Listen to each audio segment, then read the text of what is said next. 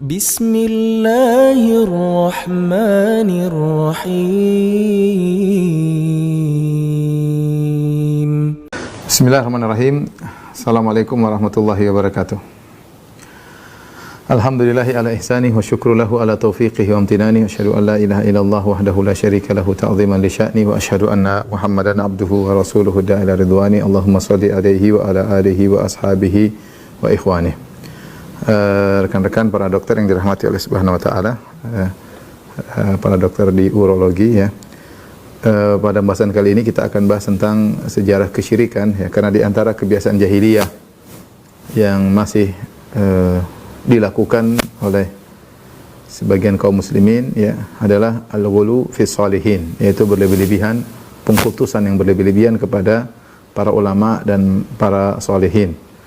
Syekh Muhammad bin Abdul Wahhab rahimahullah berkata, al-ghulu bi ahli al-ilmi was salah. Al-mas'alah ats-tsalitsah asyarah, perkara ke-13 yaitu berlebih-lebihan kepada para ulama dan orang-orang saleh. Ya, ka qaulihi, seperti disebutkan dalam firman Allah, ya ahlal kitabi la taghlu fi dinikum wa la taqulullahi ilal haq. Wahai ahlul kitab, janganlah kalian berlebih-lebihan dalam agama kalian dan janganlah kalian mengucapkan tentang Allah kecuali yang benar saja ya, kecuali yang benar, yaitu jangan kalian mengatakan Allah punya anak, Nabi Isa alaihissalam, atau Isa adalah Tuhan atau anak Tuhan. Taib, maka pada kesempatan ini kita akan bahas tentang sejarah kesyirikan, dan ternyata kalau kita telusuri nanti kita dapati bahwasanya sumber kesyirikan sebab utamanya adalah pengkultusan terhadap orang-orang soleh. Perhatikan ikhwan akhwat yang dirahmati Allah Subhanahu wa taala. Pertama yang Allah manusia pertama Allah utus adalah Adam alaihissalam. Adam alaihissalam. Kemudian Adam beranak pinak ya, maka tersebarlah manusia ya, sampai akhirnya Allah utus Nabi Nuh alaihissalam. Nabi Nuh alaihissalam. Ketika Adam diutus ya, masa antara Adam Nabi Nuh, sebagaimana perkataan Ibnu Abbas radhiyallahu anhuma bahwasanya kana baina Adam wa Nuh asyrat qurun, ada 10 generasi antara Adam dengan Nabi Nuh ya. Kalau kita estimasi misalnya satu generasi adalah 1000 tahun, karena Nabi Adam sendiri umurnya 960 tahun, umurnya 1000 tapi 40 dia hadiahkan kepada Nabi Daud alaihissalam, sehingga umurnya dalam riwayat yang sahihah adalah 960 tahun. Nabi Nuh alaihissalam umurnya 1000 tahun kurang lebih, karena Allah berfirman dalam surat Al-Ankabut, laqad arsalna Nuhan ila qaumihi falabitha fihim alfa sanatin illa khamsina aman fa akhadhahumut tufan wa hum zalimun. Kata Allah Subhanahu wa taala, sungguh kami telah mengutus Nuh kepada kaumnya dan dia menetap di kaumnya untuk berdakwah 950 tahun. Ya, setelah itu kaumnya pun ditimpa dengan banjir yang besar ya. Nah, Nabi Nuh alaihissalam sebelum diangkat menjadi berdakwah, berapa umurnya ada khilaf. Ada yang mengatakan 40, ada yang mengatakan 200. Kemudian setelah kaumnya dibinasakan dengan banjir, berapa lama dia bertahan juga ada khilaf. Intinya umurnya sekitar 1000. Sekitar 1000 kurang lebih. Nah, kalau kita ambil rata-rata 1000 setiap generasi, berarti antara Adam dan Nuh kira-kira ada kurang lebih 10.000 tahun. Ini kira-kira saja, tidak ada dalil yang jelas, cuma kita kira-kira saja ya. Nah, antara Adam dan Nuh ya, ini ya, tidak pernah terjadi kesyirikan. Tidak terjadi kesyirikan. Hanya kemaksiatan. Hanya kemaksiatan. Ya, Allah Subhanahu wa taala berfirman, kana nasu ummatan wahidah ya. Manusia dahulu adalah suatu umat yang satu, yaitu di atas tauhid. Kemudian mereka melakukan kesyirikan.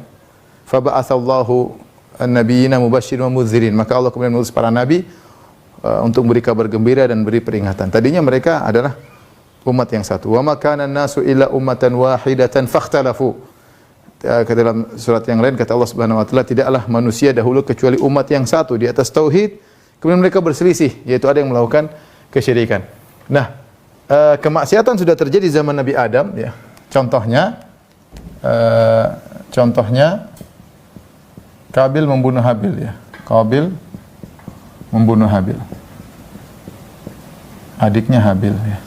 Yang Allah sebutkan dalam surat Al-Maidah, kata Allah Subhanahu wa taala, "Watlu 'alaihim naba'a bani Adam bil haqqi idz qarraba qurbanan fatuqabbala min ahadihima wa lam yutaqabbal min al-akhar qala la aqtulannak qala inna ma yataqabbalu Allahu minal muttaqin la in basatta ilayya yadaka litaqtulani ma ana bibasiti yadiya li aqtulak." Dan seterusnya Allah sebutkan, kisahkan, bacakanlah kepada mereka tentang kisah dua anak Adam yang ketika mereka menyerahkan korban kepada Allah Subhanahu wa taala, maka kurbannya Habil diterima, adapun kurbannya Qabil tidak diterima. Qabil pun hasad, maka dia pun bunuh Habil. Jadi pembunuhan sudah terjadi, tetapi belum terjadi kemaksiatan, belum terjadi kesyirikan. Tidak terjadi kesyirikan, yang terjadi hanya kemaksiatan. Contohnya Qabil bunuh Habil. Apakah ada kemaksiatan yang lain? Tentunya ada. Mungkin ada penipuan, mungkin ada perzinahan, mungkin saja, tetapi kesyirikan belum terjadi. Kesyirikan pertama kali terjadi di zaman Nabi Nuh. Ya, kesyirikan pertama terjadi di zaman Nabi Nuh alaihissalam. Jadi selama sekitar 10.000 tahun, 10 generasi tidak ada kesyirikan. Ketika terjadi kesyirikan, baru Allah mengutus Nabi Nuh sebagai rasul yang pertama. Ya, Nabi Nuh adalah rasul yang pertama. Kata dalam hadis yang sahih, ketika di padang mahsyar orang-orang datang kepada Nabi Nuh, mereka berkata, ya Nuh, anta awwalu rusuli ila ahli al-ardi wa sammakallah abdan syakura. Kata mereka, ya Nuh, engkau rasul pertama yang Allah utus kepada penghuni bumi. Kenapa? Apa gerangan yang menjadikan Allah mengutus Nabi Nuh? Karena terjadi kesyirikan ketika itu. Jadi kesyirikan di zaman Nabi Nuh. Kesyirikan itu apa? Adalah menyembah selain Allah Subhanahu wa taala. Apa sebabnya? Sebabnya karena pengkultusan terhadap orang-orang saleh, ya. Sebabnya pengkultusan terhadap orang-orang saleh. Terhadap orang-orang saleh. Allah berfirman dalam surat Nuh, kata Allah Subhanahu wa taala, ya. Wa makaru makran kubbara wa qalu la tadharunna alihatakum wa la tadharunna waddan wa la suwa'an wa la yaghutha wa ya'uqa wa nasra. Kata Allah Subhanahu wa taala, mereka kaum Nabi Nuh melakukan makar yang besar. Mereka melakukan makar yang besar. Makar besar. Dan mereka berkata, jangan kalian sekali-sekali meninggalkan, la tadharunna, jangan kalian tinggalkan sembahan-sembahan kalian, ya. Jangan tinggalkan sesembahan-sembahan kalian. Tuhan-tuhan kalian. Jangan kalian tinggalkan Wad, satu Wad, ya. Kemudian Suwa, yang kedua namanya Suwa. Yang ketiga namanya wala Suwan wala Yaghutha wa Ya'uq, Yaghuth. Yaghuth, kemudian Ya'uq. Kemudian Nasr. Siapa ini 5 orang ini? Ya, Wad 1, 2 Suwa, 3 Yaghuth, 4 Ya'uq, 5 Nasr. Inilah 5 sesembahan-sembahan yang disembah selain Allah di zaman Nabi Nuh, yang gara-gara ada kesyirikan ini maka Allah utus Rasul yang pertama. Sebelumnya terjadi kesyirikan, sebelumnya terjadi kemaksiatan, pembunuhan, tapi Allah enggak mengutus Rasul. Ya, ketika sangat urgen terjadi kesyirikan, maka baru Allah mengutus Nabi Nuh alaihissalam. Sebabnya karena pengkultusan terhadap orang-orang soleh ini. Ya. Ibnu Abbas berkata dalam Sahih Bukhari, kata Ibnu Abbas radhiyallahu taala anhuma, haula'i, kata Ibnu Abbas, isma'u rijalin salihin min qaumi Nuh. Ini 5 orang ini adalah nama-nama orang saleh di zaman kaum Nabi Nuh. Jadi mereka ini adalah nama-nama orang saleh di zaman kaum Nabi Nuh, ya. Falamma matu, tatkala orang-orang saleh ini meninggal dunia, auha syaitan ila qaumihim, maka syaitan datang mewahyukan, mengilhamkan, membisikkan kepada kaumnya, anin sabu fi majalisihim allati kanu yajlisuna fiha ansaba. Kata syaitan, itu ada majelis-majelis mereka yang biasa mereka berzikir, untuk ilmu, memberi nasihat. Itu majelisnya dibangun patung-patung aja. Patung-patung mereka. Wasammuha bi asma'ihim, dan jangan lupa kasih nama patung-patung tersebut dengan nama-nama mereka. Tujuannya untuk zikrayat, untuk kenangan, ya, sebagai penghargaan, untuk motivasi. Kemudian kata Ibnu Abbas, falamma mata halaka ulaik, tatkala para generasi yang pernah bangun patung tersebut pada meninggal semuanya, wa nusiyal ilmu, dan ilmu telah dilupakan, ubidat, maka patung-patung ini disembah. Perhatikan, Ibnu Abbas menjelaskan syaitan dalam menyerumuskan manusia ke dalam kesyirikan punya tahapan. Tahapan-tahapan syaitan. Tahapan-tahapan syaitan. Perhatikan. Ya, pertama, ya, ketika mati orang-orang soleh, ketika kelima orang soleh ini wafat,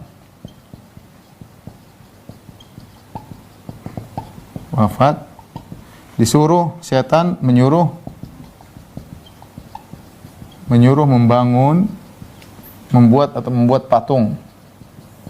Membuat patung-patung mereka di lokasi biasa mereka beribadah. Lokasi biasa mereka bermajelis.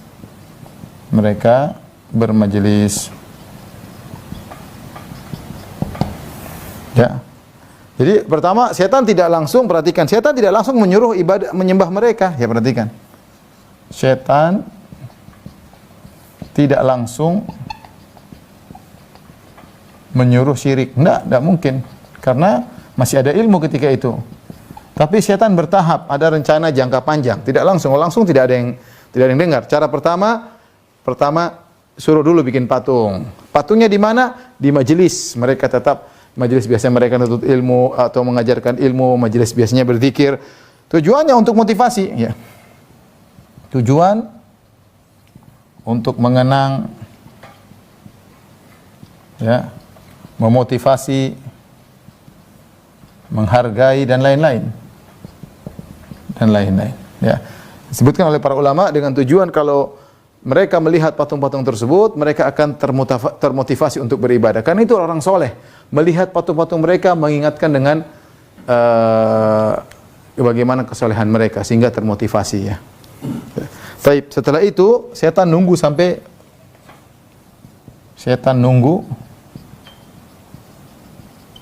ya, hingga generasi yang membangun meninggal.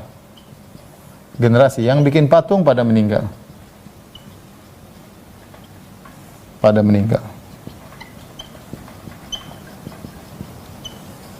Kemudian lagi ketiga, setan nunggu sampai ilmu dilupakan. Hingga ilmu dilupakan.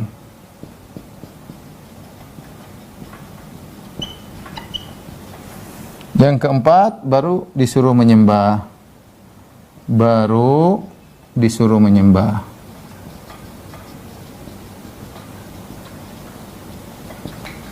Makanya kalau kita mau lihat bagaimana setan menunggu lama, ya. Kalau kita asumsinya bahwasanya setiap generasi adalah 1000 tahun, maka setan menunggu 1000 tahun lebih.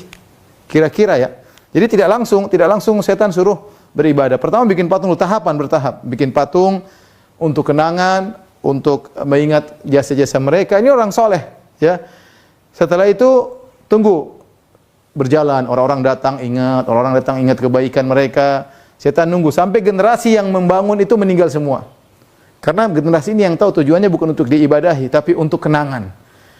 Generasi ini hilang Kemudian setan nunggu lagi sampai ilmu hilang. Wa nusyal ilmu tentang tauhid, ilmu tentang bahaya kesyirikan dilupakan, baru ubidat, baru setan nyuruh untuk disembah, akhirnya disembahlah orang-orang soleh tersebut.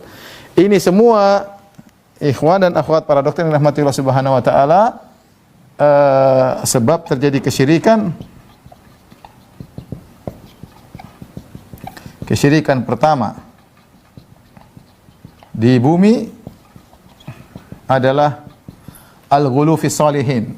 Al-ghulu fi salihin, yaitu pengkultusan terhadap orang soleh. Pengkultusan kepada orang-orang soleh. Ibnu Hajar mengatakan inilah penyakit, inilah pengkultusan orang soleh asal dari kesyirikan di alam semesta. Kebanyakan kesyirikan terjadi karena pengkultusan terhadap orang-orang soleh. Tapi kita mau buktikan ya. Kita mau buktikan bahwasanya asal ya kesyirikan ya adalah pengkultusan terhadap orang-orang soleh ya. Taib. Kesyirikan zaman dahulu. Kesyirikan terdahulu. Siapa yang disembah? Banyak ya, kita boleh kasih contoh. Contoh satu ya. Siddhartha Gautama. Ya, kita tahu Siddhartha Gautama, dia tidak, kalau kita baca literatur, tidak pernah dia ngaku sebagai Tuhan, tidak pernah. Dia juga tidak pernah menciptakan. Dia muncul karena ketidaksetujuan dengan adanya, sebagaimana saya baca, ketidaksetujuan dengan adanya kasta-kasta yang terjadi ketika tersebar agama Hindu, yang di situ ada kasta, beberapa kasta, ya kasta Brahmana, Ksatria, Waisya, Sudra, dan itu tidak logis bagi dia. Ya, sebagaimana orang sudah dilahirkan kemudian memiliki kasta tertentu, maka dia pun meninggalkan dunia, mungkin dia dari bangsawan, kemudian dia pergi ke hutan, kemudian dia melakukan ritual-ritual, menjauhkan diri segala kehidupan dunia, sampai menjadi, boleh dikatakan dia orang yang bijak, orang yang baik, akhlak yang mulia, sehingga dia mensucikan dirinya agar sampai pada derajat nirwana. Tetapi intinya, dia tidak pernah mengaku sebagai Tuhan. Ini tidak pernah menciptakan burung, tidak pernah menciptakan hewan, tidak pernah. Ketika dia meninggal, lama-lama disembah. Di masa hidupnya mungkin dia belum disembah. Ketika dia meninggal, mulailah orang mengkultuskan dia berlebih-lebihan, sampai akhirnya disembah. Sekarang berapa banyak, entah jutaan, entah miliaran orang-orang yang menyembah Siddhartha Gautama, yang dia adalah manusia biasa yang tidak pernah mengaku sebagai Tuhan. Ya, dan contoh yang lain seperti mungkin Konghucu ya, Konfusius atau Konghucu juga sama. Intinya orang bijak yang orang-orang pada berlebihan kepadanya, akhirnya mereka menyembah Konghucu. Contoh seperti di di kaum Yahudi, mereka berlebihan kepada Uzair. Yahudi berlebihan kepada Uzair.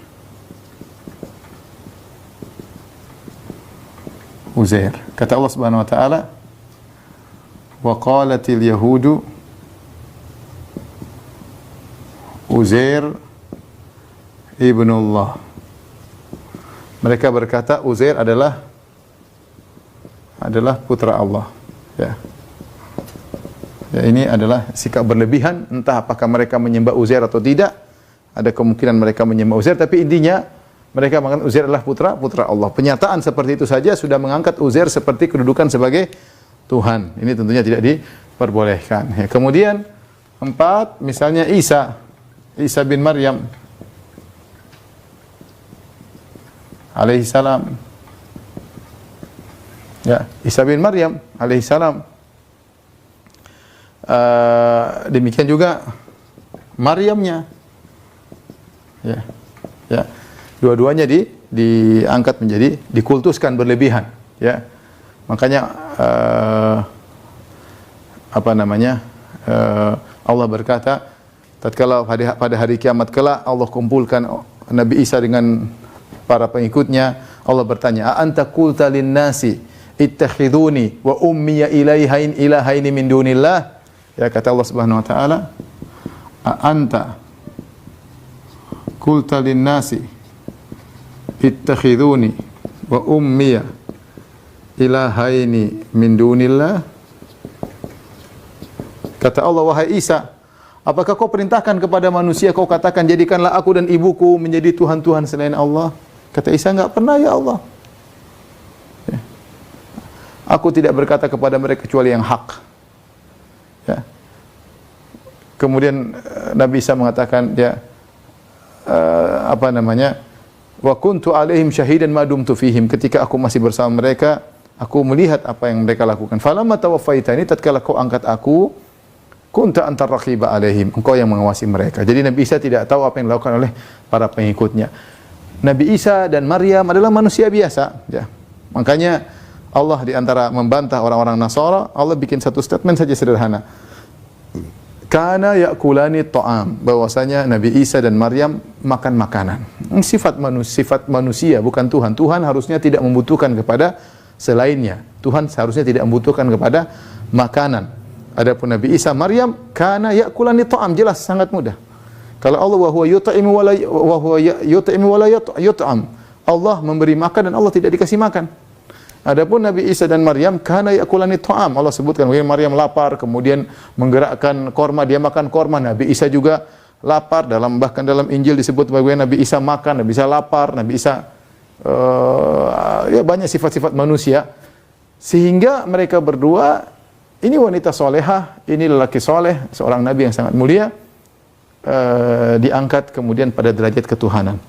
Kapan Nabi Isa diangkat? Ketika dia dikultuskan, ketika dia diangkat oleh Allah Subhanahu wa taala. Maryam juga orang berlebihan kepada dia ketika sudah meninggal, diangkat mencapai derajat ketuhanan oleh sebagian orang-orang Nasara. Kemudian di antara juga misalnya, ya, rahib-rahib dan pendeta-pendeta. Allah Subhanahu wa taala berfirman, ittakhadhu ahbarahum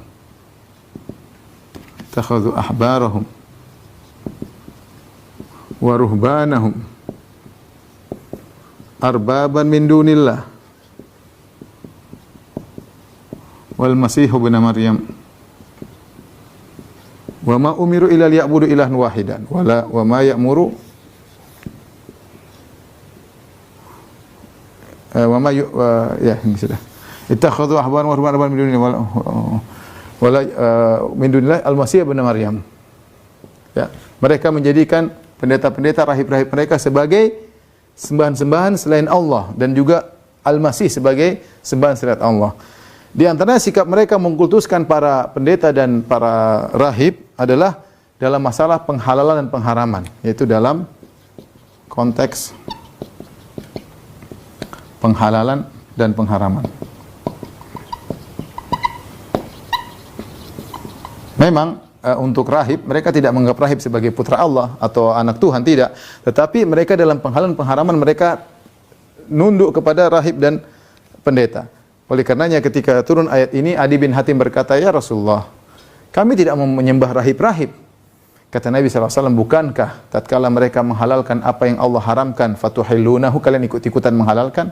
Dan sebaliknya, bukankah ketika mereka mengharamkan apa yang Allah halalkan, kalian ikut-ikutan mengharamkan? Kata Adi bin Hatim, iya Rasulullah. Kata Rasulullah SAW, fatilka ibadatuhum, itulah bentuk ibadah kepada rahib-rahib dan pendeta dalam konteks penghalalan dan pengharaman. Ya.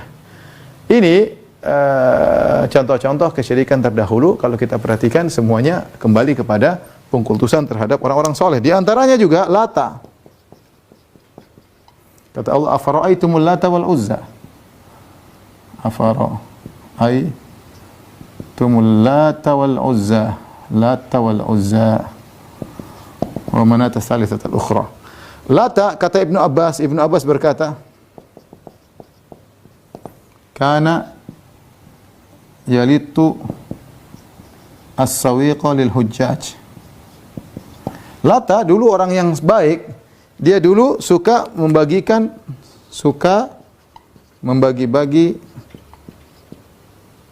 makanan kepada jamaah haji, bagi-bagi gratis. Tatkala dia meninggal dunia, maka dibangunlah patung di atas kuburannya. Akhirnya disembah. Jadi Kalau kita bicara tentang sejarah kesyirikan, semuanya berputar asalnya pada pengkultusan terhadap orang-orang saleh. Makanya Allah mengatakan di akhir kitab, la taghlu fi dinikum wa la taqul Allah ilal haq. Wahai ahlul kitab, janganlah kalian berlebihan dalam agama kalian. Jangan kalian berbicara tentang Allah kecuali yang benar. Allah tidak punya anak. Nabi Isa bukanlah anak Allah Subhanahu wa taala. Inilah sebab-sebab kesyirikan terdahulu. Kalau kita lihat rata-rata gara-gara mengkultuskan orang-orang saleh. Bagaimana dengan kesyirikan sekarang? Ya, kesyirikan sekarang.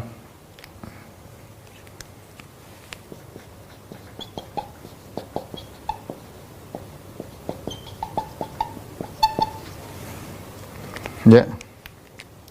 Sebelumnya ikhwan, saya ingin ajak antum berfikir ya. Baik.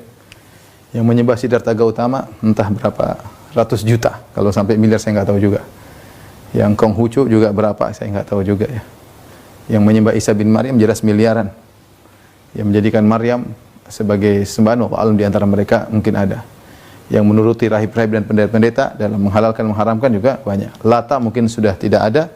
Ya, tapi dahulu di zaman Nabi SAW banyak menyembah. Tapi lihat bagaimana miliaran orang yang mereka terjebak dalam pengkultusan terhadap orang-orang soleh sehingga akhirnya mereka menyembah. Kesyirikan sekarang, ya, kesyirikan sekarang juga tidak jauh beda dengan apa yang kita lihat ya.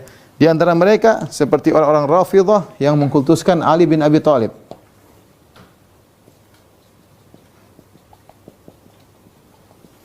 Terhadap Ali dan Husain.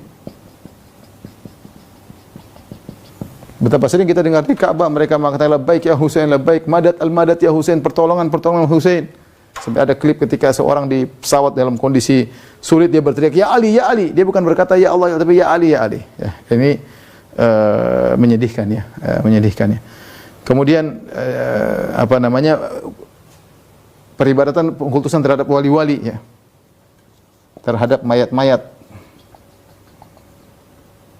Wali-wali yang sudah meninggal. Sudah pernah kita sampaikan dalam pengajian Syarah Al-Qawaidul Arba', di antara kaidah yang disebutkan oleh Syekh Muhammad bin Wahab, di kaidah yang keempat dari Qawaidul Arba', beliau mengatakan, Syekh Muhammad bin Wahab, bahwasanya sebagian orang musyrikin zaman sekarang lebih parah daripada kaum musyrikin di zaman Nabi SAW. Dari sisi apa? Satu sisi, dari sisi orang-orang musyrikin zaman dahulu dalam kondisi genting, mereka minta kepada Allah Subhanahu wa taala. Bahkan mereka bertauhid. Wa idza raqibu fil fulki da Allah mukhlishina lahuddin falamma najja minal barri idza hum yusyrikun. Ketika mereka dalam kondisi genting di lautan, ya, maka mereka pun ikhlas berdoa kepada Allah. Falamma najjahum minal barri, tatkala diselamatkan di daratan, idza hum yusyrikun, mereka syirik kembali. Tapi menjadi perhatian kita, dan ayat ini seperti begini banyak, ada beberapa ayat saya sebutkan dalam Syarah Al-Qawaidul Arba'. Di antaranya tadi, dalam kondisi genting mereka ya meminta kepada Allah. Lihatlah bagaimana Abu Jahal ketika dalam perang Badar. Kepada siapa dia berdoa? Dia berdoa kepada Allah. Allah turunkan firman-Nya, "In tastaftihu faqad ja'akumul fath" dalam surat Al-Anfal. Kalau kalian minta keputusan, maka Allah telah beri keputusan. Lihat dalam buku tafsir bagaimana Abu Jahal ketika dalam perang Badar dia berkata, "Allahumma ayyuna aqta'ulir rahim wa atana bima lam na'rif fa ahinhul ghadat." Abu Jahal, pimpinan orang-orang musyrikin, berdoa, "Ya Allah, siapa di antara kami, aku atau Muhammad, yang paling memutuskan silaturahmi, yang datang dengan perkara yang kami tidak kenali sebelumnya, maka hancurkanlah dia hari ini." Dan ternyata Allah mengabulkan. Kata Allah, "In tastaftihu", kalau kau ingin keputusan, maka telah datang keputusan. Akhirnya Abu Jahal dibinasakan oleh Allah. Tapi mau saya, Abu Jahal dalam kondisi demikian, dia minta kepada Allah Subhanahu wa ta'ala. Dan itu kebiasaan orang jahiliyah. Ternyata ada sebagian orang-orang di zaman sekarang yang justru dalam kondisi genting justru melakukan kesyirikan. Saya akan sebutkan 4 ulama yang menyebutkan hal ini dari negeri-negeri yang berbeda-beda. Ya. Pertama, Syekh Muhammad bin Abdul Wahhab rahimahullahu taala. Dan beliau tinggal di Najd. Kalau kita baca sejarah bagaimana beliau berdakwah, ya, beliau dahulu di kampung beliau ada kuburan namanya kuburan Zaid bin Khattab, saudaranya Umar bin Khattab, yang kalau tidak salah mati syahid dalam perang Yamamah. Orang-orang dalam kondisi genting mereka pergi ke kuburan minta kepada Zaid bin Khattab. Berbulan-bulan Syekh Muhammad bin Abdul Wahhab pergi ke kuburan tersebut sambil berkata, "Allahu khairun min Zaid." Allah lebih baik daripada Zaid. Agar mereka berfikir, Allahu khairun min Zaid, Allah lebih baik daripada Zaid, minta kepada Allah. Tapi mereka tetap minta kepada kuburan Zaid bin Khattab. Makanya Syekh Muhammad Wahab menyebutkan tentang bahwasanya sebagian orang-orang di zaman sekarang kesyirikannya lebih parah daripada kesyirikan orang-orang terdahulu. Ini Syekh Muhammad Wahab. Kita berpindah kepada seorang ulama namanya Al-Alusi. Seorang ahli tafsir, punya buku tafsir, dan dia ada Ahlul Bait. Al-Alusi adalah keluarga Ahlul Bait, Habib ya. Dan dia punya buku judulnya Ruhul Ma'ani. Antum bisa baca dan saya nukil juga dalam syarah Al-Qawaidul Arba ya, insyaallah sebentar lagi terbit ya. Di situ saya sebutkan bagaimana dia tulis dalam tafsirnya bahwa ketika dia masih kecil, ba'dul mutasyayikhah, sebagian dai-dai, sebagian orang yang disebut syekh bilang sama dia, wahai fulan, ketika dia masih kecil, kamu kalau dalam kondisi genting, jangan minta sama Allah. Kalau kau langsung minta sama Allah, Allah tidak akan pedulikan engkau. Tapi mintalah kepada wali-wali kalau ingin direct. Kalau kau minta kepada wali-wali, wali-wali akan perhatian kepada engkau dan kau akan diselamatkan. Kata Al-Alusi, dan dia adalah Ahlul Bait, saya begitu dengar perkara yang mengerikan. Bagaimana saya diwasiatkan seperti itu? Bayangkan dalam kondisi genting, jangan minta kepada Allah, tidak akan peduli dengan engkau. Suudzon kepada Allah. Kamu siapa mau didengar sama Allah? Supaya didengar, minta lewat wali-wali. Ya. Dan ini ulama Irak. Kemudian dia sebutkan, dan demikianlah sebagian dai-dai sekarang, sebagian syekh-syekh di zaman dia, seperti ini pemikirannya. Dia sebutkan dalam tafsirnya. Ya. Ingat ya, dia lain tempat di Irak. Ternyata dia cerita di Irak juga demikian. Contoh lagi perkataan Asy-Syaukani. Al-Imam Syaukani dalam tafsirnya, Tafsir Qadir, Fathul Qadir. Al-Imam Syaukani ulama Yaman. Ulama Yaman. Dia juga membahas dengan pernyataan yang sama. Ketika dia menafsirkan ayat tentang bagaimana orang-orang musyrikin dahulu ketika dalam kondisi terdesak minta kepada Allah dan lupa dengan kesyirikannya, dia mengatakan bahkan orang sebagian sekarang dalam kondisi genting malah minta kepada mayat-mayat. Dia mengatakan demikian. Bagaimana keyakinan mereka terhadap mayat-mayat menjadikan mereka parah seperti ini? Yang dia mengatakan telah sampai kabar kepadaku tentang seperti ini dengan kabar yang mutawatir. Artinya banyak orang-orang melakukan demikian, kata Syaukani. Dan Syaukani itu ulama Yaman. Dia bercerita tentang kondisi penduduk di Yaman. Yang terakhir adalah Muhammad Amin Al-Shinqiti yang memiliki buku Tafsir Adwaul Bayan dari Mauritania. Dia juga menyampaikan yang sama, bahwasanya ada sebagian orang zaman sekarang justru dalam kondisi genting, justru minta-minta kepada wali-wali, bahkan tidak minta kepada Allah. Ini ulama dari 4 tempat yang berbeda. Muhammad bin Abdul Wahab dari Najd, Saudi. Al-Alusi dari Irak. Syaukani dari Yaman. Muhammad Amin Al-Shinqiti dari Mauritania. Tapi mereka semua sepakat bahwasanya ada sekelompok orang yang mereka dalam kondisi genting justru minta-minta kepada selain Allah, ya, menganggap wali-wali sebagai tempat pertolongan mereka, dan mereka terjerumus dalam kesyirikan gara-gara pengkultusan terhadap orang-orang yang saleh. Maka sebab utama terjadi kesyirikan adalah pengkultusan. Tapi saya akan bacakan suatu klip video yang bagus saya dapat tentang bagaimana orang-orang yang disembah di zaman sekarang ya. Antum nanti tolong dengarkan, dan ini saya dapat dalam satu klip, saya ringkaskan ya. Saya bacakan ya, orang-orang zaman sekarang yang disembah sama orang-orang gara-gara pengkultusan. Sekarang ini kita juga dapat menyaksikan bahwa sikap tersebut, yaitu mengangkat manusia biasa kepada derajat yang disembah, juga masih berlaku. Berikut beberapa individu zaman modern yang telah dijadikan sembahan oleh sebagian manusia. Ini ada videonya ya. Mudah-mudahan nanti di-share sama Windu, kameramen saya di Facebook, nanti bisa dilihat ya. Pertama yang disembah di zaman sekarang, Mahatma Gandhi. Mahatma Gandhi, penyembahan dan pemujaan terhadap Mahatma Gandhi yang asalnya hanya merupakan tokoh gerakan kemerdekaan bagi negara India terjadi di beberapa tempat di negara tersebut. Di antaranya seperti di Odisha, salah satu negara bagian di India. Di sana terdapat 2 kuil yang mempunyai patung Mahatma Gandhi yang disembah. Intinya Mahatma Gandhi disembah di India. Yang kedua disembah adalah Bunda Teresa. Bunda Teresa merupakan seorang biarawati Katolik yang terkenal dengan kegiatan-kegiatan sosial dan kemanusiaannya di India sejak awal kemerdekaan negara tersebut. Teresa diangkat sebagai sembahan oleh sebagian penganut Hindu di kota Kolkata, Benggala Barat, India. Teresa dianggap oleh mereka sebagai salah satu dewi di kota Kolkata. Selain itu patungnya juga diletakkan bersama dengan patung-patung dewi Hindu yang lain dalam dewi-dewi Hindu yang lain dalam festival Durga Puja, di mana festival tersebut merupakan festival khusus pemujaan terhadap dewi-dewi Hindu Durga. Di antara yang disembah zaman sekarang, Jos Rizal. Jos Rizal merupakan salah satu seorang tokoh nasionalisme Filipina. Kedudukan Jos Rizal telah diangkat dengan luar biasa oleh sebagian penduduk Filipina hingga sampai pada derajat Tuhan. Golongan yang fanatik dengan Jos Rizal ini telah mewujudkan gerakan agama baru yang dinamakan dengan Rizalista, dengan menggabungkan elemen-elemen agama Kristen Katolik dengan kepercayaan-kepercayaan mereka terhadap Jos Rizal.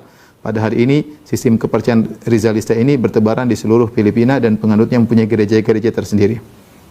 Yang diantaranya ada yang disembah masih hidup seperti Narendra Modi, Perdana Menteri India. Ada juga yang buat patungnya kemudian disembah. Ya. Kemudian diantaranya Haile Selassie. Haile Selassie merupakan seorang raja dari negara Ethiopia yang diangkat dan dipuja menjadi Tuhan oleh orang berkulit hitam di Jamaika. Ini mungkin Tuhan berkulit hitam. Golongan yang menyembah adalah penganut Rastafari yang memimpikan pembebasan dari belenggu penindasan orang kulit putih. Ini juga disembah ya. Baik, sekarang kita akan bahas tentang bagaimana usaha Nabi SAW untuk mencegah pintu-pintu pengkultusan ini agar tidak terjadi kesyirikan. Tolong dihapus.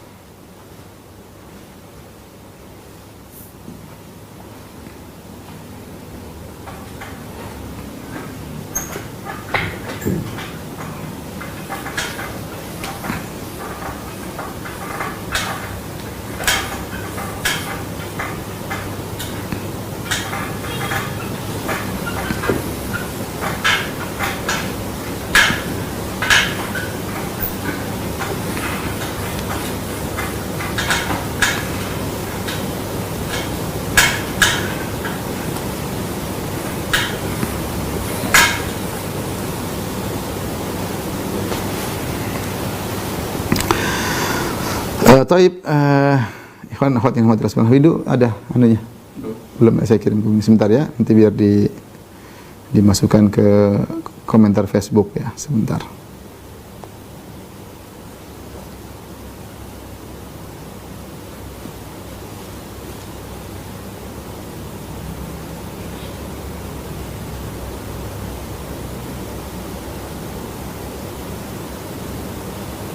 Sampai Diego Maradona juga disembah, ada patungnya.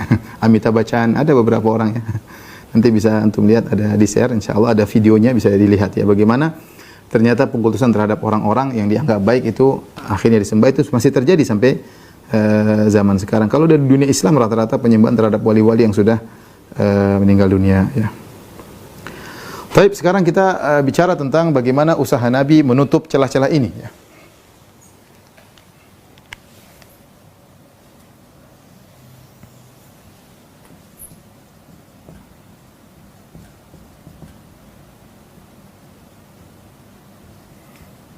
Untuk mencegah pengkultusan terhadap dirinya.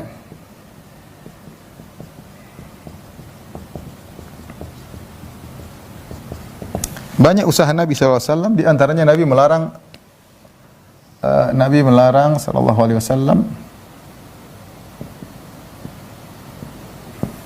melarang dia dipuji berlebihan.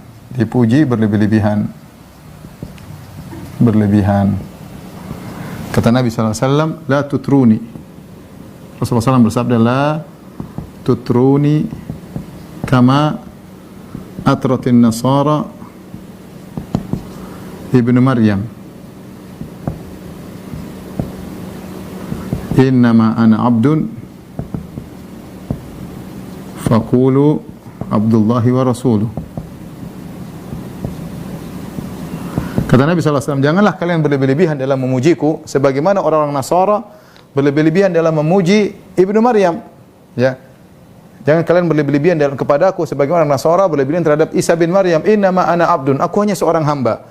Faqulu Abdullahi wa rasuluh. Katakanlah hamba Allah Rasul. Makanya sebagian orang memuji Nabi, Nabi tegur. Contoh, di zaman Nabi ada yang berkata, wa fina nabiyyun ya'lamu ma fil ghad. Di antara kami ada nabi yang tahu tentang apa yang terjadi besok hari. Nabi tegur, enggak boleh mengucapkan demikian. Nabi tegur ya. Ini kaidah Nabi tegur. Di zaman sekarang ada seperti syair yang kita bilang berlebih-lebihan, khawatir menunjukkan pada kesyirikan dan yang lain, tapi sebaiknya dijauhi. Seperti perkataan Al-Busiri, atau dalam sebuah syair dia berkata, wa inna min judika ad-dunya wa dharrataha. Ya. Sungguhnya di antara kedermawananmu adalah dunia dan akhirat. Ini dikritik oleh para ulama perkataan ini. Bagaimana dunia dan akhirat dari kedermawanan Nabi, ya. Ya mungkin kalau orang mau takwil, oh maksudnya begini, maksudnya begitu. Tapi zahirnya ini tidak benar zahirnya. Ya, di antara kedermawanan Anda wahai Rasulullah adalah dunia dan akhirat. Nah, kalau dunia dan akhirat dari Nabi yang dari Allah yang mana? Wa min ulumika ilmal qaul ilmal lauhi wal qalami. Dan di antara ilmumu adalah ilmu lauhil mahfuz. Sebab Nabi tidak tahu ilmu gaib, ya. Nabi tidak tahu lauhil mahfuz kecuali yang dikabarkan oleh Allah, itu pun hanya sedikit, hanya sebagian. Ya, Nabi asalnya tidak tahu, ya. Tapi Allah mengatakan, "Walau kuntu a'lamul ghaib lastakthartu minal khair." Katakanlah wahai Rasulullah, kalau aku tahu ilmu gaib, aku akan berbanyak berbuat kebaikan. Wa ma masaniya su', dan aku tidak akan ditimpa dengan kemudaratan. Ya, dan seluruh nabi tidak tahu ilmu gaib. Dari Nabi Nuh ketika kaumnya menyuruh dia untuk mengakui ilmu gaib, kata Nabi Nuh, "Wala a'lamul ghaib." Aku tidak tahu ilmu gaib. Ilmu gaib hanyalah hak Allah Subhanahu wa taala. Maka Nabi melarang dirinya berlebih-lebihan untuk dipuji. Tadi kita sebutkan di antaranya Nabi menegur orang yang menyatakan beliau tahu apa yang terjadi besok. Nabi tegur. Ya. Di antaranya Nabi menegur orang yang mengatakan Masya Allah wa syi'ta. Nabi SAW menegur orang yang menyatakan Masya Allah wa syi'ta. Artinya atas kehendakmu dan atas kehendak Allah dan kehendakmu, atas kehendak Allah dan kehendakmu.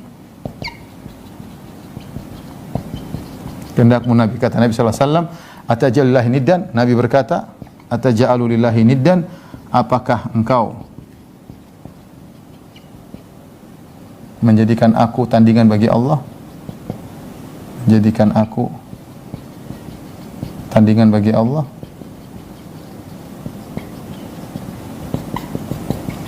Ini contoh, ya. Kemudian diantaranya Nabi SAW tidak suka jika sahabat berdiri untuk menghormatinya. Kata Anas bin Malik berkata, radhiyallahu anhu berkata, "Ma kana ahadun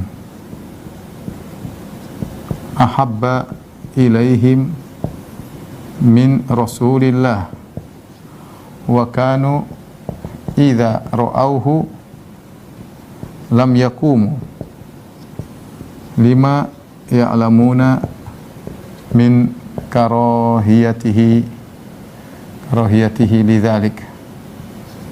Artinya, kata Anas bin Malik, tidak ada seorang pun yang paling dicintai oleh sahabat seperti Nabi SAW. Mereka sangat cinta kepada sahabat, lebih daripada orang tua mereka, lebih daripada diri mereka sendiri. Ya, mereka sangat cinta kepada Nabi. Tetapi kata Anas, wa kanu idza ra'ahu, kalau mereka lihat Nabi datang, mereka tidak berdiri. Lima ya'lamuna min karyatil lidzal, karena mereka tahu Nabi tidak suka dengan hal tersebut. Nabi tidak suka.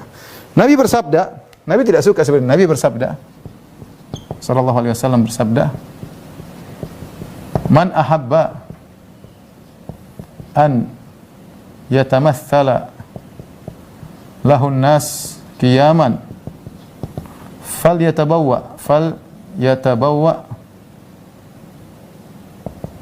maq'adahu minan nar." Kata Nabi SAW, siapa yang suka orang berdiri menghormati dia, siapkan kapilnya di neraka. Nabi yang bilang. Jadi ingin dihormati, dia lewat semuanya berdiri. Nabi bilang jangan. Nabi tidak suka. Siapkan kaplingnya di neraka. Makanya Nabi tidak suka kalau dia datang orang berdiri menyambutnya. Beda kalau orang datang untuk menyalami, tapi kalau berdiri kemudian lewat gitu Nabi tidak suka. Makanya di antara kesalahan praktek di zaman sekarang, ketika sebagian saudara-saudara kita melakukan praktek maulid, dan ini diingatkan oleh Syaukani dalam kitabnya Risalah fil Maulid. Risalah fi Hukmil Maulid. Imam Syaukani, ma'ruf, orang Yaman semua tahu tentang bagaimana Syaukani penulis Nail Autar dan ahlul hadis, penulis tafsir, Fathul Qadir ya, dan banyak buku-bukunya ya. Dia mengatakan di antara kesalahan orang-orang yang melaksanakan maulid meyakini Nabi hadir dalam acara mereka. Ya, Nabi hadir dalam acara mereka. Dan Nabi tidak keluar dari kuburan kecuali hari kiamat. Ya. Nabi tidak pernah keluar dari kuburan ketemu Abu Bakar, Nabi tidak pernah keluar dari kuburan ketemu dengan Umar, tidak pernah keluar kuburan ketemu dengan istri-istri yang dia cintai, tidak pernah keluar kuburan ketemu Fatimah. Kemudian orang-orang sekarang meyakini Nabi keluar ikut acara maulid. Taib, ini salah satu kesalahan. Kesalahan kedua, mereka berdiri menganggap Nabi datang, kemudian mereka baca Tala al-Badru alaina min thaniyatil wada. Nabi saja ketika masih hidup tidak suka digitukan. Ya. Nabi ketika itu tidak suka digitukan. Ya. Bagaimana kemudian sudah meninggal dunia. Dianggap datang dan Nabi tidak suka ya. Kita cinta sama Nabi, tapi kita harus ikut aturan Nabi sallallahu alaihi wasallam. Kita tidak bisa mengekspresikan cinta kita kepada Nabi dengan sekehendak kita. Para sahabat menimbang. Mereka sangat cinta. Lihat Anas mengatakan, kami sangat cinta kepada Nabi. Tapi untuk mengekspresikan mereka lihat dulu. Nabi tidak suka kalau dia datang kepada orang berdiri, Nabi tidak suka. Maka ikutilah ya cara Nabi. Ini dalam rangka apa? Menghindari adanya pengkultusan. Demikian juga ya.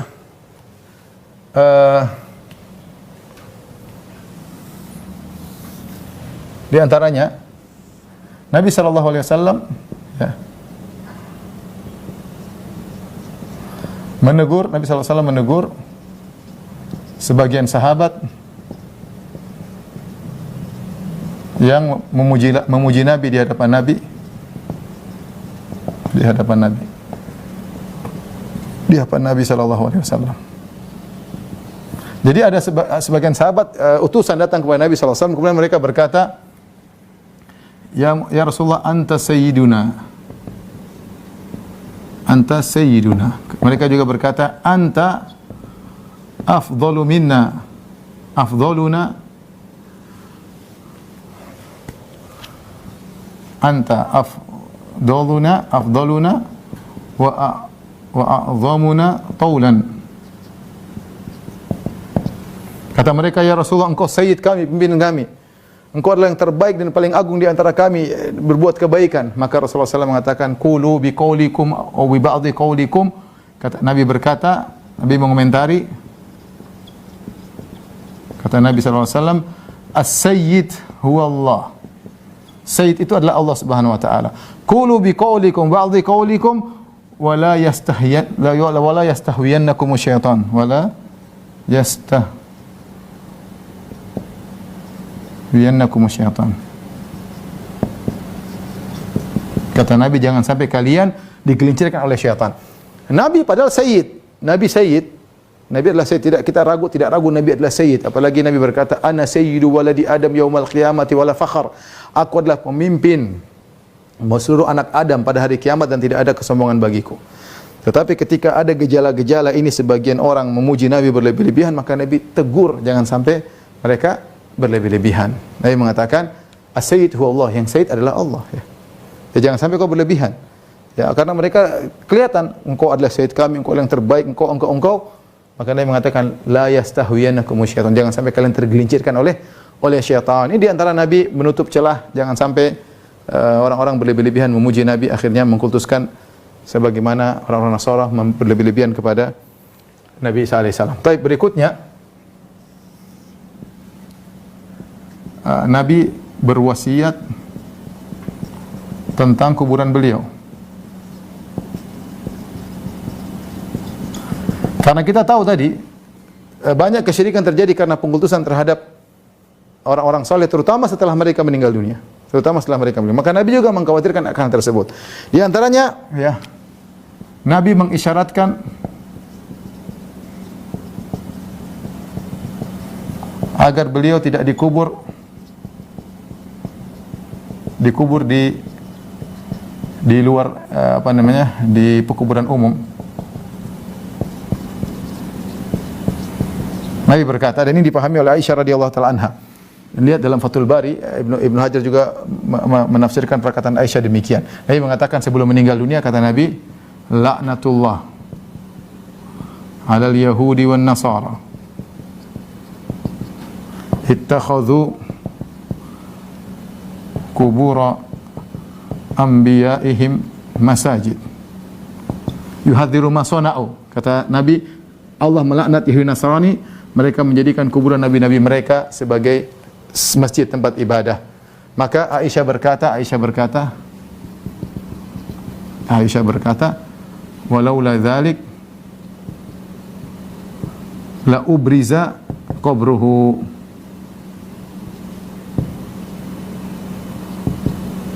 Ghairu akhafu an yatakhadha masjidah, ya.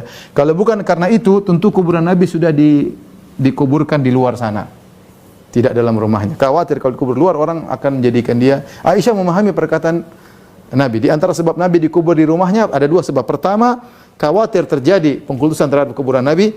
Yang kedua, karena memang Nabi dikuburkan di mana tempat dia meninggal dunia, ya. Di antaranya ini wasiat Nabi pertama. Yang kedua, ya,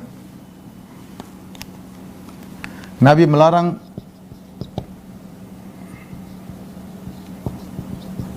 kuburannya dijadikan id.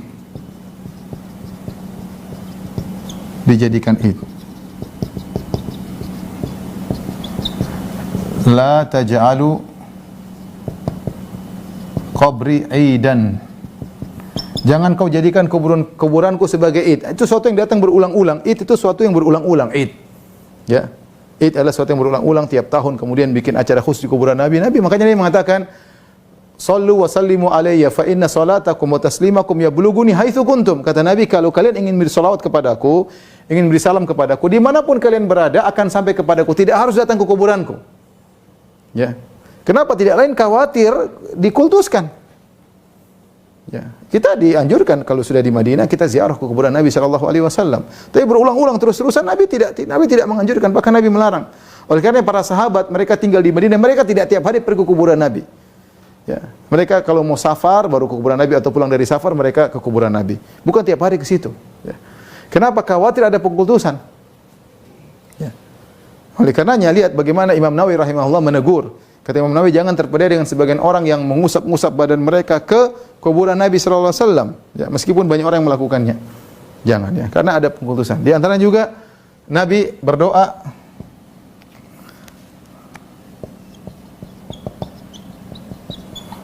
agar kuburannya tidak jadi berhala yang disembah.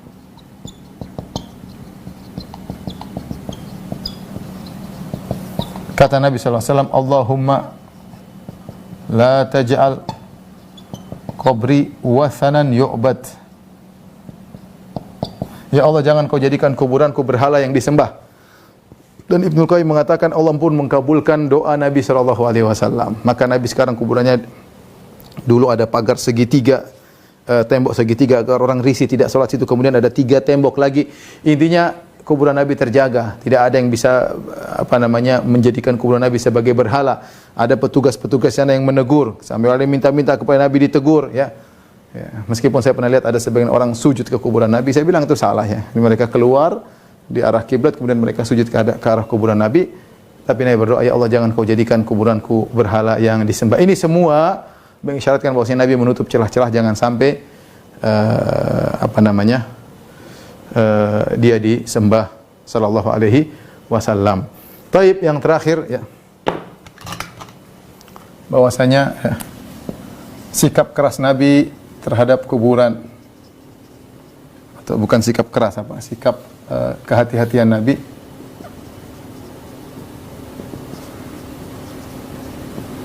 terhadap kuburan.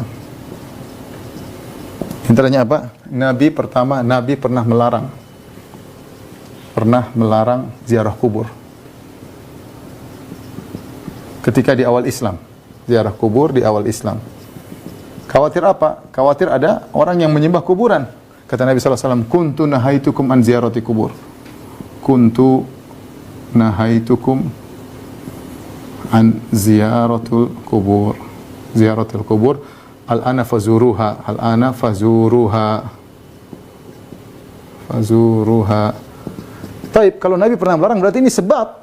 Nabi pernah melarang, Allah menyebutkan ini di awal Islam karena orang baru masuk Islam khawatir kembali pada pengkultusan terhadap mayat-mayat. Ketika Nabi pernah melarang berarti ini bukan sebab yang main-main. Sebab yang bisa. Kenapa Nabi tegas terhadap masalah kuburannya? Ya, kemudian juga misalnya Nabi melarang ya salat di kuburan atau ke arah kubur. Ya, dua-duanya dilarang. Rasulullah mengatakan la tusallu ilal kubur.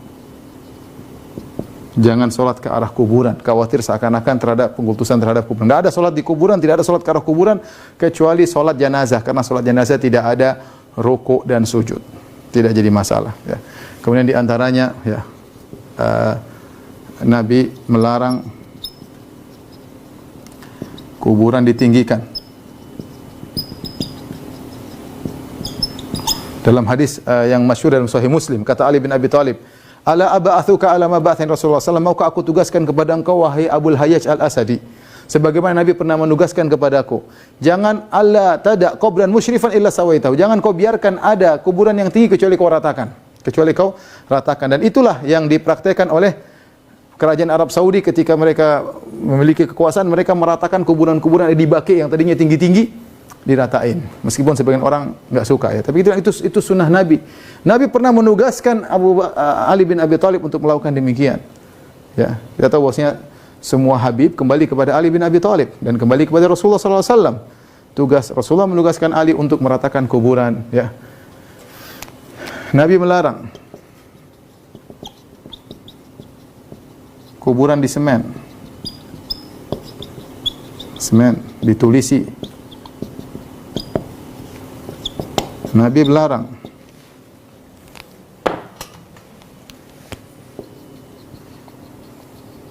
kuburan diberi penerangan.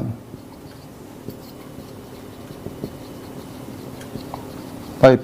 Ini semua ikhwan, coba antum perhatikan. Ini larangan, enggak boleh ditulisi, enggak boleh dikasih semen, enggak boleh ditinggikan, enggak boleh dikasih penerangan. Ini semua agar tidak ada pengkultusan. Jelas sekali, agar tidak ada pengkultusan.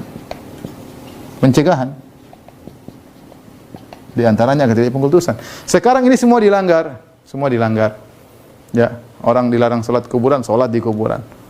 Bahkan ada yang bikin kuburan besar, bahkan orang lebih khusyuk salat di kuburan, ya. Bahkan ada sebagian kuburan masuk kuburan tahiyatul kuburan. Macam-macam orang. Disuruh jangan ditinggikan, ditinggikan besar-besar, dikasih kelambu, dikasih dupa-dupa, dikasih. Maka Imam Syauqani dalam kitabnya Syarhus Sudur dia bilang, bayangkan seorang masuk ke sebuah areal pengkuburan, dilihat kuburan tersebut tinggi, dikasih kelambu, dikasih dupa-dupa, dikasih orang banyak di situ, ada yang baca Quran macam-macam, orang akhirnya bisa tergerak, ini jangan-jangan ini kuburan bisa gini, bisa gini, bisa gini. Setan masuk dalam hatinya sehingga dia akhirnya punya keyakinan terhadap mayat, dan itu yang terjadi. Betapa banyak orang akhirnya minta-minta kepada kuburan, ya. Makanya bahkan sebagian orang kuburan lebih ramai daripada masjid. Saya bicara nyata ini, saya punya kawan bapaknya bikin masjid, masjidnya sepi. Akhirnya ada sebagian orang kasih ide, Pak, kalau pingin masjidnya rame, pindahin kuburan Habib di sini, biar rame. Karena sebagian orang memang mencari kuburan, mereka mengagungkan Habib karena orang mulia, orang soleh, tapi bukan begitu caranya. Kemudian akhirnya dia orang lebih senang ke kuburan daripada ke masjid. Orang bisa di kuburan berdoa nangis-nangis sementara di masjid tidak. Orang bisa khusyuk ibadah di kuburan sementara di masjid tidak. Ini salah, kuburan menjadi saingan bagi masjid-masjid Allah Subhanahu wa taala. Ini semua ikhwan dan akhwat yang dirahmati Allah Subhanahu wa taala, di antara sebab utama terjadi kesyirikan adalah al-ghulu fi shalihin, berlebih-lebihan terhadap orang saleh. Demikian saya yang bisa sampaikan. Kalau ada yang bertanya saya persilakan, wallahu taala alam bisawab.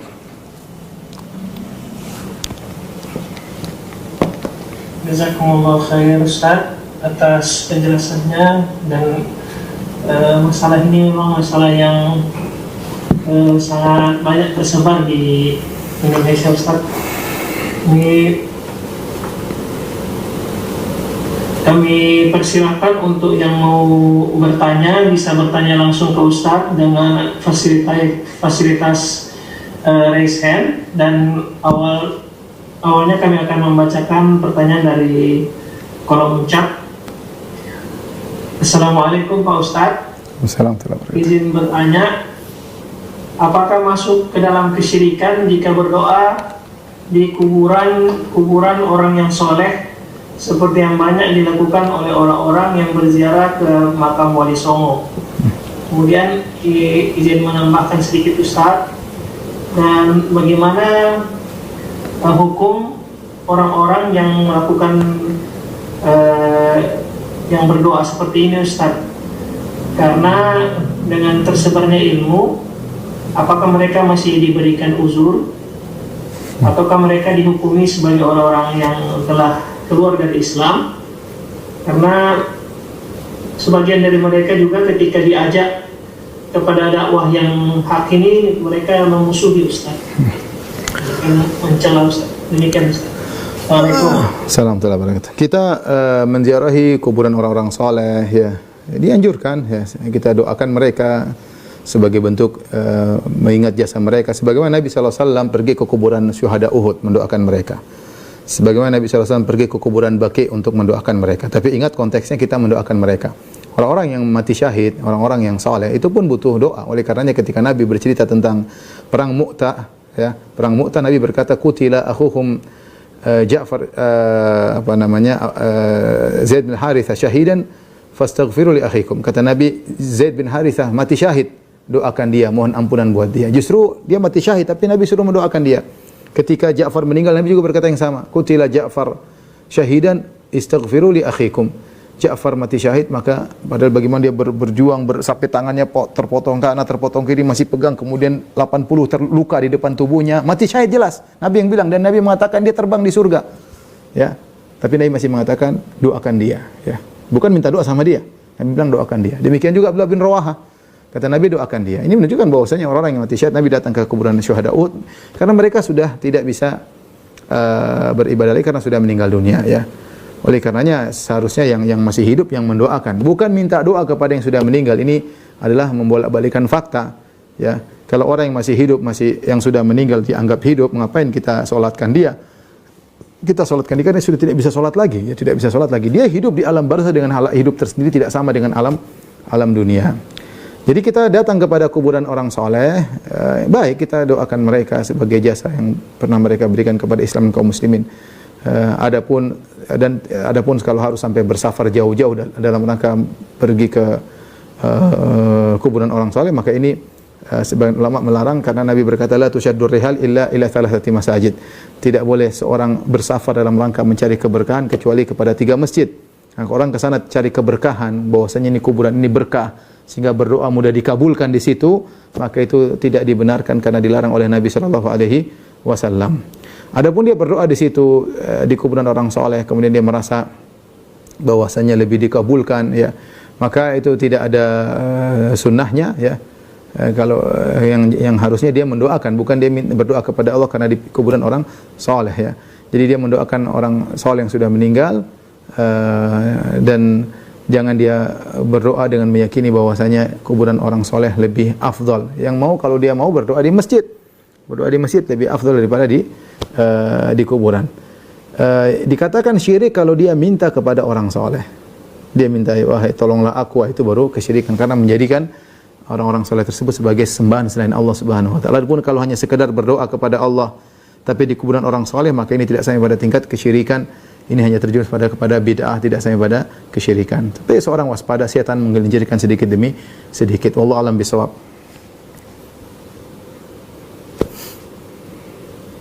Jazakallah khair Ustaz. Membacakan pertanyaan berikutnya. Assalamualaikum Ustaz. Waalaikumsalam. Riya itu termasuk ke dalam syirik kecil. Lalu bagaimana jika was-was riya dimulai dari wudu, tetapi saya menolaknya, namun terkadang saya seperti tidak sempat menolaknya, terkadang tidak menggubris, bahkan ketika sholat saya lupa bahwa saya was-was riya. Apakah itu sudah termasuk riya Ustaz? Terima kasih. Enggaklah, riya itu kita beribadah karena mengharap pujian manusia. Kalau cuma was-was, enggak, hukum asalnya kita tidak riya. Hukum asalnya kita tidak riya. Kalau lu was-was kita bilang enggak kok. Ya, kita kembalikan fokus kepada Allah. Setan ingin buat kita ragu-ragu dalam ibadah kita. Jadi kalau Anda masih was-was berarti belum riya. Riya itu kalau kita benar-benar kita tahu, kita sadar kita ingin dipuji. Lalu sekedar was-was, enggak, berarti hukum asalnya kita tidak riya. Jangan ikut setan, tetap aja menjalankan ibadah dan yakinlah Allah Maha baik. Kalau Allah tahu engkau berusaha untuk melawan riya, insyaallah Allah ampuni. Yang penting kita berusaha, kita tidak betah dengan perasaan tersebut. Kita merasa salah kalau kita merasa ingin dipuji. Dan kita sering-sering cek hati kita. Tapi begitu was-was lawan saja, tetap aja beribadah dan istighfar kepada Allah, jalan terus. Allah Maha Pengampun, jangan khawatir. Jazakallahu khair Ustaz. Pertanyaan selanjutnya dari Emi Lutan. Assalamualaikum Ustaz. Apakah orang yang mungkin ini apakah hukum orang yang memakai susu berlian? Susu tidak mungkin masuk kecuali menggunakan sihir. Kalau menggunakan sihir berarti syirik akbar, syirik besar. Tidak biasanya yang memasukkan adalah menggunakan kekuatan syaitan, kerjasama dengan syaitan sehingga masukkan berlian atau apa atau emas. Maka dia bertobat kepada Allah, jangan diulangi lagi ya. Karena itu kalau itu menggunakan sihir, kita tahu sihir adalah syirik akbar. Saya tidak tahu ada susuk dengan medis, saya belum pernah dengar ya. Dan apa kaitannya dengan dimasukkan berlian kelihatan cantik, kelihatan tampan? Itu pasti ada ilmu sihir. Ilmu sihir dalam memasukkannya dengan ilmu sihir, dan ilmu sihir dalam dampaknya dimasukkan berlian sehingga orang kelihatan muda, kelihatan cantik. Ini pasti menggunakan syaitan dan itu adalah kesyirikan, syirik akbar. Maka dia bertobat kepada Allah Subhanahu wa taala. Tapi selanjutnya mungkin pertanyaan terakhir karena sebentar lagi azan asar. Nah, Ustaz, ini ada pertanyaan dari Cynthia. Assalamualaikum, semoga Ustaz, keluarga dan tim selalu diberi keberkahan dan kesehatan. Izin bertanya Ustaz, Ana memiliki keluarga yang masih beragama Buddha dan agama Kristen. Ketika mereka sedang merayakan perayaan, apa Ana sebagai Muslim tidak boleh datang ke rumah mereka? Dan ketika Imlek, apa juga tidak boleh mengucapkan gongsi fatcai kepada mereka? Jazakallah khair. Secara umum kita dituntut untuk bersikap baik kepada non-muslim yang baik ya. Kita baik kepada mereka, dan Allah mengatakan la yanhakumullahu anil ladzina lam yuqatilukum fid din wa lam yukhrijukum min diyarikum an tabarru wa tuqsitu ilaihim innallaha yuhibbul muqsitin. Allah tidak melarang kalian untuk berbuat baik, berbuat adil kepada orang-orang yang tidak memerangi kalian dalam agama kalian, tidak mengusir kalian dari kampung halaman kalian. Sungguhnya Allah suka dengan orang yang adil. Ini menunjukkan bahwasanya bersikap adil kepada mereka, berbuat baik kepada mereka dituntut dalam syariat. Apalagi kita ingin menunjukkan rahmatnya Islam. Tapi ada toleransi yang ada aturannya. Ketika sudah ranah agama, ranah ritual, perayaan, maka jangan kita ikut-ikutan ya. Tidak perlu kita ikut-ikutan. Insyaallah mereka paham bahwasanya masing-masing lakum dinukum waliyadin. Sebagaimana kita tidak menyembah Tuhan mereka, mereka juga tidak menyembah Tuhan kita. Ya sudah, sama perayaan juga tidak perlu ya. Sebagaimana mereka bisa ngerti ketika kita tidak menyembah Tuhan mereka, harusnya mereka juga bisa ngerti ketika kita tidak ikut acara perayaan mereka. Ya, yang penting kita baik. Atau ketemu kita sapa, selamat sore, selamat pagi, ada hadiah, ada kue kita kasih misalnya. Kita bisa berbuat baik kepada mereka dan mereka bisa merasakan kebaikan kita tanpa harus kita ikut ritual agama mereka. Ya, tanpa harus ikut ritual agama mereka. Wallahu a'lam bishawab. Demikian apa yang disampaikan, kurang bisa mohon maaf. Wabillahi taufiq wal hidayah. Assalamualaikum warahmatullahi wabarakatuh. Subhanakallahumma wa bihamdika asyhadu an la ilaha illa anta astaghfiruka wa atubu ilaik.